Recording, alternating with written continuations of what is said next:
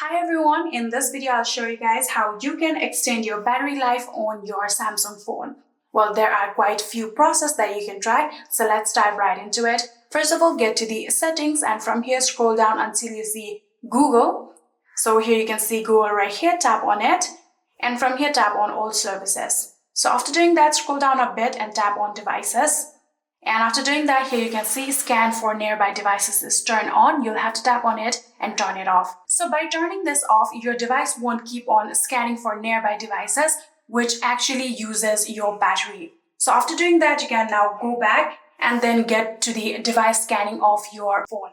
So for which, get to the main settings and from here tap on the search bar right here and then start typing nearby device scanning.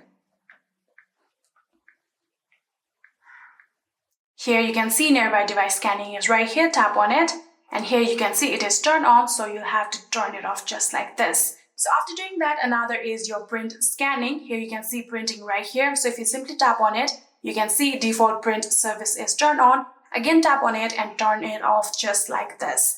So after doing that, another thing will be your digital well-being. So go back to the main settings. And on your main settings, you'll have to now scroll down a bit and you can see the option of digital well-being and parental controls. Tap on it. And from here, you can see a bar-like icon right here. If you tap on it just like this, you can see these are the weekly report of your phone. Normally, we don't quite use this. So in order to turn it off, you can go back right here and get to the digital well-being. And from here, tap on this three-dot bar right here. After doing that, tap on settings. And from here, you can now scroll down a bit. You can see the option of use as data access. So if you tap on settings, so you can see use as data access, tap on it and tap on settings. And from here, you'll have to turn off the permission. So after doing that, your battery access will be disabled and your battery life will be longer on your Samsung phone. But lastly, if you want to protect your battery, the last thing that you can do is turn on your battery protection, for which get to the main settings again.